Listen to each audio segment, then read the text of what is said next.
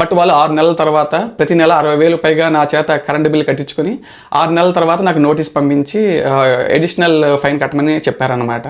తర్వాత నేను రెసిడెన్షియల్ నుంచి బిజినెస్కి కనెక్షన్కి మార్చడం జరిగింది. తర్వాత కూడా నేను 1 సంవత్సరం పాటు బిజినెస్ యూనిట్లో సేమ్ కన్జంప్షన్ అంటే నెలకి 60,000 నుంచి 70,000 కడుతూ అలా 1 సంవత్సరం పాటు నేను పవర్ కన్జంప్షన్ చేశానండి ఇండియాలో ఉన్నప్పుడు. మనల్ని వేరే దేశంలో వేసాలని చెప్పి, వర్క్ ప్రెషర్ అని చెప్పి, జాబ్ సెక్యూరిటీ అని చెప్పి మనల్ని తొక్కేస్తూ ఉంటారండి. మన దేశంలో ఏదో సామాజిక న్యాయం జరుగుతుంది, మన దేశంలో మన వాళ్ళు మనం సపోర్ట్ చేస్తారని అనుకుంటే మన వాళ్ళు ఇక్కడున్న చట్టాలని చూపించి నా మీద కేసు ఫైల్ చేసి నా దగ్గర ఉన్న డబ్బుని లాక్కోవడం జరిగిందండి. సో ఇక్కడ వాళ్ళని బ్లేమ్ చేయలేం. ఇక్కడ ఎప్పుడైతే మనకు చట్టాలు తెలియవో, ఎప్పుడైతే చట్టాలు మనం అర్థం చేసుకోలేదో, ఇక్కడ చట్టాలు తెలియకుండా చేయడం మన తప్పు. ఇక్కడ సిటిజన్ ఫాల్ట్ అనమాట.